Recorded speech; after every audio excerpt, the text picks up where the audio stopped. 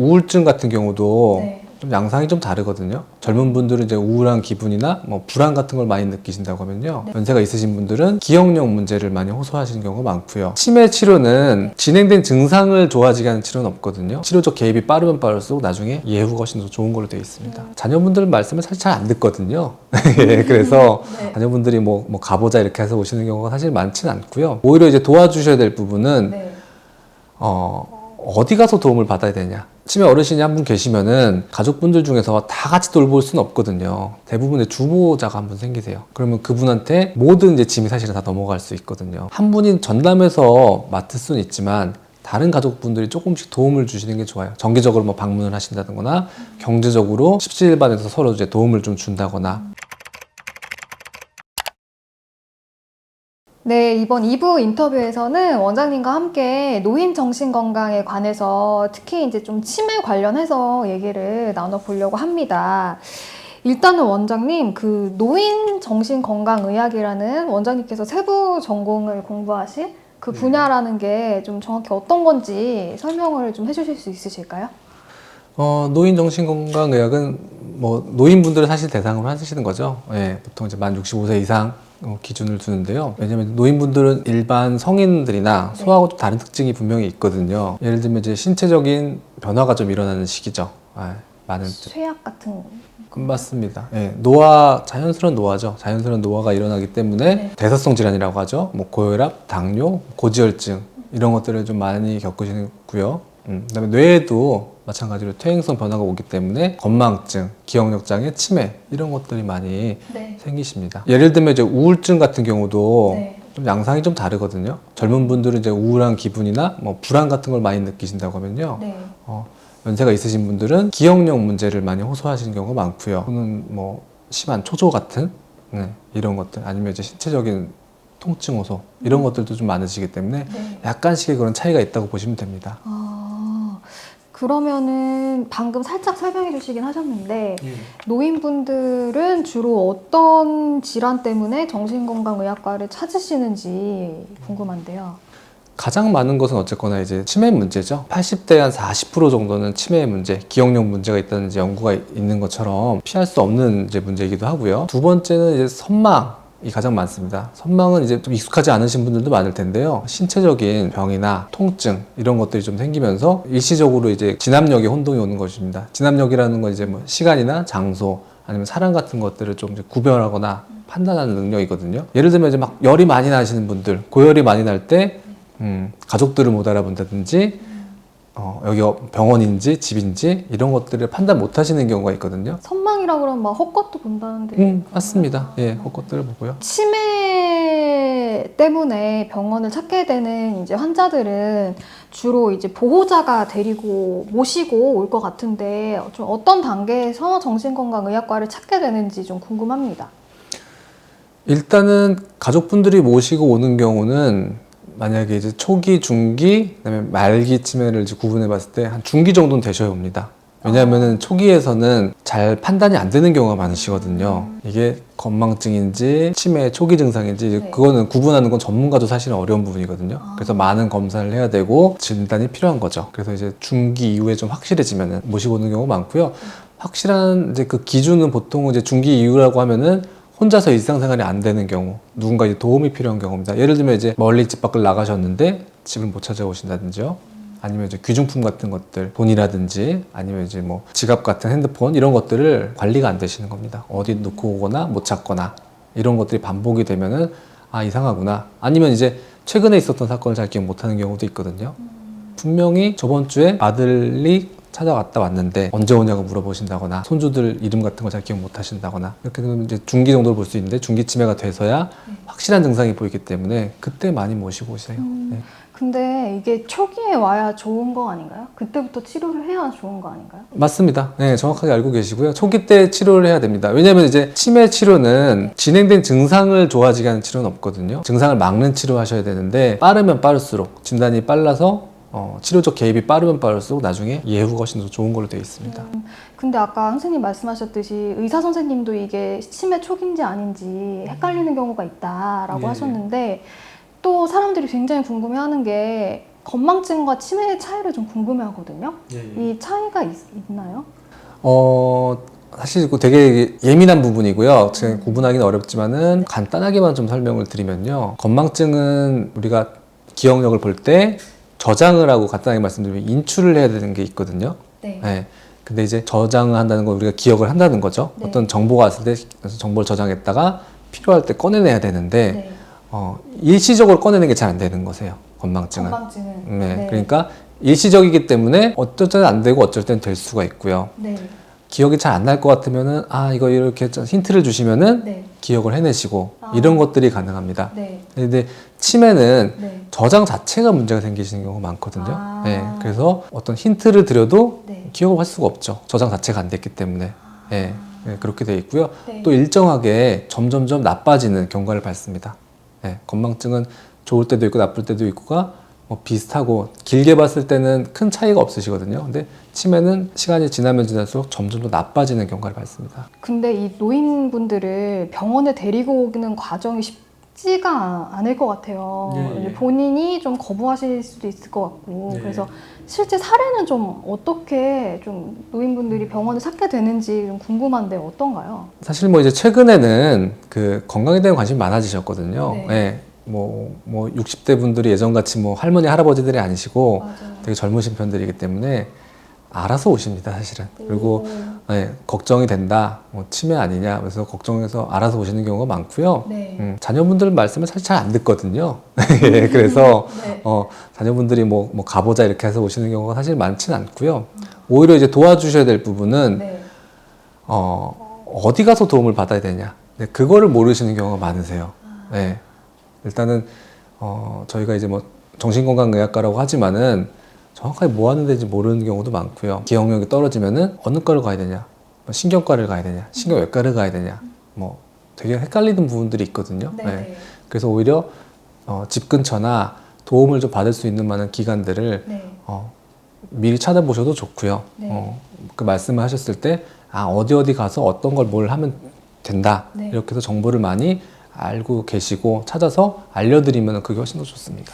사실 저도 좀 궁금했어요. 네. 그러니까 치매라고 하면은 신경과를 떠올리는 사람들도 있거든요. 네. 근데 신경외과는 이제 보통 수술을 하는 데잖아요. 맞습니다. 그러면 일단 신경외과는 이제 네. 좀 제외시키는 게 맞죠?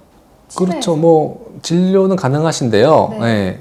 아마 잘 안 보시려고 할 겁니다. 네, 신경외과에서는요. 네. 그러면은 신경과랑 정신건강의학과가 있는데 두 과를 갔을 때 치료 방식이 조금 다르다거나 아니면 조금 차이가 나는 게 있을까요?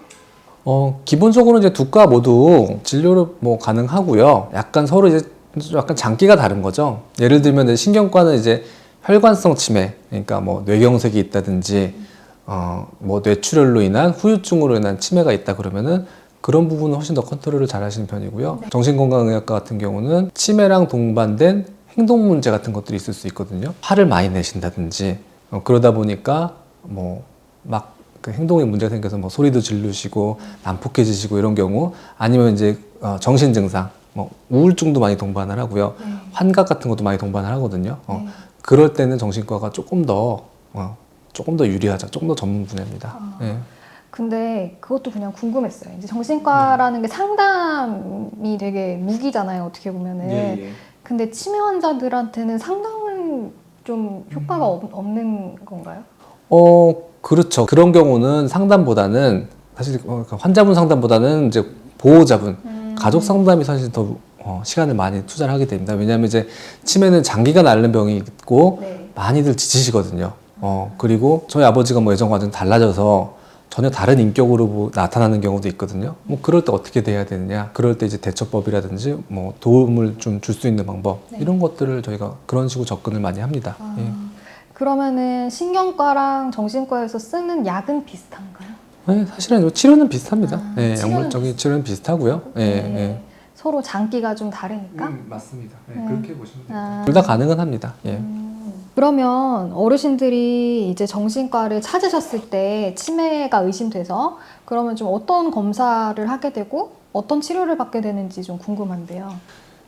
크게는 이제 세 가지 정도로 단계로 나눌 수가 있습니다. 첫 번째는 이제 뭐 병력 청취랑 이제 신체 검진이거든요. 우선은 이제 가장 중요한 거는 언제부터 이제 이런 증상들이 시작됐는지, 뭐 어떤 증상들이 있는지를 정확하게 먼저 파악을 하는 게 중요하죠. 그래서 이제 그런 것들을 시행을 하고요. 두 번째는 이제 신경 심리 검사라는 것들이 있습니다. 그거는 간단하게 말씀드리면 이제 기억력이나 어떤 이제 인지 기능 이런 것들에 관련된 심리 검사라고 보시면 돼요.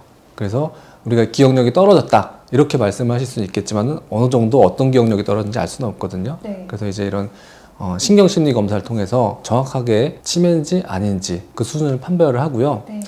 그 판별이 된다 그러면은 그 다음에 원인을 찾는 세 번째 검사를 시작을 합니다. 그거는 이제 우리가 이제 뭐 피 검사나 소변 검사 같은 그런 검사도 같이 하고요. 네. 신체적인 이제 그런 장애를 보는 거죠. 그리고 이제 뇌 쪽의 장애를 보기 위해서 뇌 CT나 MRI 같은 것들 이런 것들을 해서 이분이 치매가 맞다고 그러면은 어떤 원인 때문에 생기는 건지 이런 것들을 확인하는 검사를 다 진행을 합니다. 근데 좀 가장 흔한 치매가 알츠하이머 치매 맞죠? 원장님? 맞습니다. 그럼 예. 알츠하이머 치매가 만약에 진단이 내려졌다 그러면 이제 보통 약물 치료를 시작을 하는 건가요? 그렇죠. 이제 약물 치료도 시작을 하고요. 만약에 이제 그 치매 단계에 따라서 생활에 도움을 드려야 될 부분들이 있거든요. 예를 들면 이제 치매 환자분들 이제 기억력 향상에 도움이 될 만한 비약물적인 치료들 그런 걸 할 수 있는 곳 주간보호센터나 아니면 이제 이런 것들이 있거든요. 그런 데 도움을 드린다든지 아니면 너무 진행하시는 분들은 어떤 이제 간병인 필요하거나 아니면 이제 입원 시설이 필요하신 분들도 있거든요. 그래서 거기에 맞게 저희가 이제 안내도 해드리고 뭐 조언도 해드리고 뭐 그러고 있습니다. 예. 그러면 이 치매는 이제 약을 먹게 되면 어쨌든 좀 꾸준히 먹어야 되는 맞습니다. 예, 예. 뭐 장기간 그러니까 퇴행을 이제 막기 위해서 계속 좀 치료를 해야 되거든요. 근데 퇴행이 어느 정도 좀 진행을 막는 경우도 있지만은 치료에도 불구하고 계속 진행되는 경우도 있고요. 어쨌거나 계속 이제 약물 치료는 계속 하셔야 됩니다. 치매를 앓는 노인들 중에 좀 우울이나 불안이나 불면을 앓는 환자들도 좀 있다고 들었는데 실제로 좀 어떤가요? 이제 치매 이제 증상 중에 하나가 정신 행동 증상이라고 있거든요. 그 뇌 기능 자체가 좀 떨어지는 게 치매지 않습니까? 그러다 보니까 어떤 기분 조절 능력들도 상실이 되거든요. 그래서 뭐 우울, 불안 이런 것들은 거의 대부분 이제 있다고 보시면 됩니다. 예. 그래서 그런 것들을 이제 또 치료하는 치매 치료뿐만이 아니라 뭐 우울증 치료, 불안증 치료, 뭐 또는 불면증 치료 이런 것들을 같이 병행을 하셔야 훨씬 좋거든요. 예. 만약에 이제 우리가 치매만 생각하고 우울증을 생각 안 한다. 뭐 그러면 우울이 너무 심해지셔서 나중에 자살 시도 같은 걸 할 수도 있고요. 이제 그런 위험성이 높아지는 걸 방지하기 위해서라도 충분히 평가가 필요하고 치료가 같이 필요합니다. 예. 근데 저 문득 궁금했는데 네. 이제 치매 요새 젊은 치매 얘기를 많이 하잖아요. 네. 막 괜히 뭐 생각 안 나면 나 치매 아닌가 이런 얘기를 많이 하는데 이거 역시 아까 원장님이 말씀해 주셨던 그 건망증과 치매의 차이로 좀 구분하면 될까요? 맞습니다. 그리고 일단은 대부분은 사실 이제 50대 이하 분들이 치매가 걸릴 가능성 거의 없다고 보시면 되거든요. 특별한 경우가 아니면요. 네. 근데 요즘에는 워낙 스트레스가 많으시니까 기억력 그 감퇴를 호소하시는 분들이 많죠. 특히나 젊은 분들, 뭐 학생이라든지 네. 취준생들, 취업 준비하시는 분들, 그 다음에 직장인 분들 이런 경우는 이제 스트레스가 일시적으로 막 과도해지면은 기억력이 떨어지는 것처럼 느끼거든요. 근데 진짜로 스트레스가 심하면 기억력이 떨어질 수 있어요? 맞습니다. 떨어질 수 있죠. 네, 떨어질 수 있죠. 근데 그건 일시적인 거죠. 치매는 만약에 떨어졌다 그러면 회복될 가능성이 높지 않다고 말씀드렸잖아요. 네. 근데 이제 스트레스 때문에 그런 거는 스트레스가 끝나고 그러면 다시 이제 회복이 되시거든요. 네. 그래서 오히려 이제 어떻게 보면 이제 스트레스에 대한 장애 아니면 우울증 이런 거에 훨씬 더 가깝거든요. 우울증은 왜 또 가깝나요? 스트레스를 받으면 이제 우울증이 이제 오셔서 우울증 증상 중에 하나가 이제 기억력 장애나 집중력 장애들이 있거든요. 증상 중에 하나가. 그렇기 때문에 젊은데 기억력이 좀 많이 떨어지는 것 같다 그러시면은 와서 상담해서 원인을 좀 찾으시는 게 중요합니다. 그러니까 내가 나이도 젊은데 기억력이 너무 떨어진다. 네. 그렇다면 내가 스트레스 때문일 수도 있고 뭐 우울증일 수도 있고 또 뭐 ADHD일 수도 있나요, 선생님? 갑자기 생각이 났는데. 맞습니다. 그러니까 ADHD 같은 이제 집중력이나 이제 충동 장애 환자분들이 계시거든요. 뭐 그런 경우는 또 기억이나 이런 것들 어려움을 겪을 수 있죠. 네. 그러면 원장님 이제 치매를 앓는 배우자 혹은 부모님이 계실 때 좀 주변 예쁜 치매라고 하잖아요. 그래서 예, 그 치매 환자들이 조금 더 뭐랄까 주변 사람들이랑 더 잘 어울릴 수 있게 그렇게 지낼 수 있게 하는 팁 같은 게 있을까요? 뭐 사실은 이제 뭐 복잡한 얘기죠. 왜냐면은 예쁜 치매라고 말씀드렸지만 뭐 그런 얘기는 좀 처음 듣네요. 사실은 예, 처음 듣습니다. 예. 책에서 봤어요. 책에서. 아, 네네. 그렇군요. 예. 네. 그래서 그런 치매 서적들도 많이 나오기 때문에 예. 왜냐면 이제 치매 이후의 삶에 대해서 고민하는 서적들이 되게 많거든요.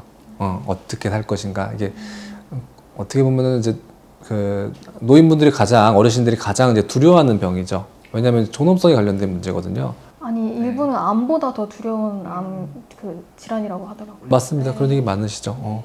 차라리 암이면은 그래도 통증도 있고 뭐 죽음에 대한 두려움도 있지만 나 자신을 유지할 수는 있는데 치매면 이제 그런 것들이 사라지시니까 상당히 좀 두렵고 네. 내가 자신을 잃고 가족들한테 좀 이상한 모습이나 내가 아닌 모습을 보여줄까봐 이제 두려워하시는 분들이 많죠. 가족분들은 사실은 이게 치매는 어떻게 보면은 이제 마라톤 같은 장거리 싸움이거든요. 그렇기 때문에 많은 대비를 하셔야 됩니다. 그 중에서 뭐 여러 가지가 있겠죠. 어떤 지식적인 부분도 많이 좀 대비를 하셔야 되고요. 가족 중에 치매 환자분이 있다 그러면은 향후에 어떻게 되겠구나. 어떤 치료를 받아야 맞겠구나. 어디서 도움을 좀 드려야겠구나. 이런 이제 지식적인 부분도 많이 필요할 것 같고요. 네. 정서적인 부분도 좀 많이 좀 지지를 받으셔야 되는 거죠, 가족들이. 어떻게 해야 되는 거죠? 예를 들면 이제 치매 어르신이 한 분 계시면은 가족분들 중에서 다 같이 돌볼 수는 없거든요. 대부분의 주보자가 한 분 생기세요. 그러면 그분한테 모든 이제 짐이 사실은 다 넘어갈 수 있거든요. 네. 그렇기 때문에 한 분이 전담해서 맡을 수는 있지만 다른 가족분들이 조금씩 도움을 주시는 게 좋아요. 정기적으로 뭐 방문을 하신다거나 경제적으로 십시일반에서 서로 이제 도움을 좀 준다거나 아니면 이제 돌아가면서 네, 그 부담을 좀 나누는 것도 상당히 좀 좋은 방법인데 네. 어떻게 보면은 이제 몰라서 못 하실 수도 있고요. 아니면 좀 너무 막 그걸 맞는다는 것 자체가 부담이 되고 사실은 이제 보호자분들 이제 생활도 어떻게 보면 영향을 받는 이제 그런 거거든요. 그래서 그런 것들을 이제 뭐 나누는 방법, 대처하는 방법들을 잘 이제 하셔야 될 것 같습니다. 예. 근데 제가 제 지인의 사례인데 이거는 네. 이제 치매에 걸리신 노모가 있는데 네. 화를 너무 내시는 거예요. 네. 화를 내시고 신경질을 내시고 하니까 이 분을 돌보기가 쉽지가 않은 거예요. 이런 상황에서는 어떻게 좀 대책을 세울 수 있나요, 선생님? 그러니까 아까 말씀드렸다시피 이제 치매에 정신행동 증상 이런 것들이 있거든요. 아까 우울증만 말씀을 드렸지만은 뭐 불안, 화, 공격성 이런 것들도 다 사실 이제 치료가 가능합니다. 조절이 가능하신 부분이죠. 그래서 몰라서 그거를 그냥 보거나 이러신 경우도 있거든요. 그런데 정신건강의학과에서는 그런 것들이 조절이 가능합니다. 예, 그런 것들이 치료가 가능하기 때문에 그런 부분이 있다 그러면은 그거는 꼭 치료를 받으셨으면 좋겠어요. 오히려 이제 기억력이 떨어지시는 부분보다는 그런 이제 정서적인 문제, 행동 문제 이런 것들이 훨씬 더 치료 효과가 있거든요. 네. 예, 그래서 그런 부분들은 꼭 치료를 받으셨으면 합니다. 그리고 약간 이제 치매 환자분들이 이렇게 자신이 아닌 상황 있잖아요. 네. 그때 좀 하면 안 되는 행동을 하거나 그랬을 때 그분들을 좀 어떻게 통제하는 게 좋은지, 그러니까 좀 너무 강하게 또 네. 이렇게 하면은 안 될 것 같다는 생각도 좀 들거든요. 예를 들어서 담배를 안 피우던 사람인데 네. 치매에 걸리고 나서 막 담배를 찾는다거나 막 이런 상황에서 이거를 강력하게 이렇게 끊는 게 좋은 건지 아니면 좀 어떤 식으로 이 치매 환자를 좀 돌보는 게 좋은지 팁 같은 게 있을까요? 그러니까 그것들은 좀 위험 요인을 좀 나눠야 될 것 같거든요. 진짜 뭐 위험한 행동들, 예를 들어서 뭐 집에서 뭐 칼 같은 거 위험한 걸 뭐 드신다거나 네. 아니면 높은 데 올라가서 떨어질 것 같다거나 그런 거는 이제 강력하게 사실 제재를 하셔야 되는 부분이고요. 뭐 아까 말씀드린 뭐 담배 같은 경우는 사실은 이게 조절이 잘 안 되시는 부분이 있기 때문에 어느 정도 이해는 하셔야 되는데 물론 이제 건강에 안 좋기 때문에 그건 안 하시는 게 제일 좋지만은 네. 설득할 수 있는 부분은 아니다라는 거죠. 예, 내가 뭐 이걸 설득하고 잘 말씀을 드려서 조절해야지. 그거는 사실은 좀 더 어렵기 때문에 네. 뭐 다른 방법을 찾으시는 게 좋죠. 예, 환경적인 거를 고쳐주시는 게 좋습니다. 주변에 담배 같은 걸 다 치운다거나, 예, 뭐 달라고 하더라도 다른 걸로 좀 뭐 유도를 하신다거나 네. 이런 것들이 사실 좋죠. 예.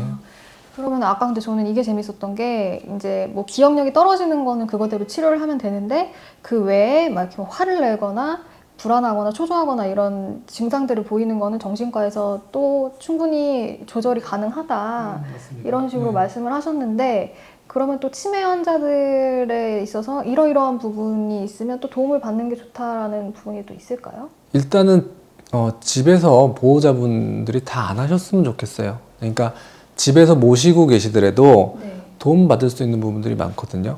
예를 들어 어떤 게 있을까요?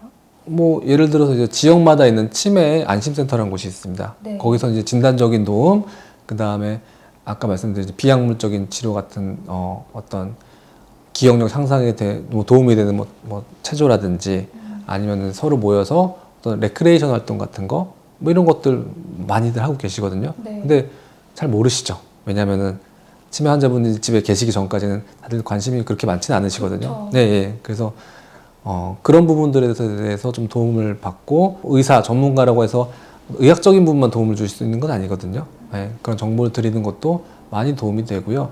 심지어 국가에서 나오는 이제 경제적인 보조 같은 것들도 네. 조금씩 있고요. 네. 아니면 이제 그 낮에 이제 계실 수 있는 데이케이 센터라든지 이런 것들 네. 충분 뭐 도움받을 분들이 많습니다. 그럼 데이케이 센터도 이용해 볼 수 있고 아까 치매 안심센터라고 하셨나요? 예. 그거는 이제 나라에서 하는 그거는 이제 보건소 밑에 네. 대부분 뭐 구나 아니면 시 밑에 보건소가 있다 그러면은 그 밑에 기관이 있습니다. 네. 예, 보건소 밑에. 예를 들면 저희 서대문구가 있으면 서대문구 보건소 밑에 서대문구 치매 안심센터가 있거든요. 예, 전국에 다 있습니다. 그거는. 그러면은 가서 거기서 검사를 해볼 수 있는 건가요? 맞습니다. 예. 65세 이상이시거나 아니면 이제 기억력 문제가 있다고 그러시면은 가서 상담하고 검사 받을 수 있고요. 거기 네. 정신건강의과 전문의 또는 신경과 전문의들이 다 계시거든요. 네. 그래서 전문의와도 상담이 가능합니다. 이것도 꼭 알아두셨으면 좋겠네요. 네. 네, 그러면 이번에는 원장님과 함께 치매 관련한 여러 가지 증상들 대처법에 대해서 알아봤는데 다음 3부에서는 치매를 어떻게 좀 그런 예방할 수 있는지 그런 방법들에 대해서 또 알아보도록 하겠습니다.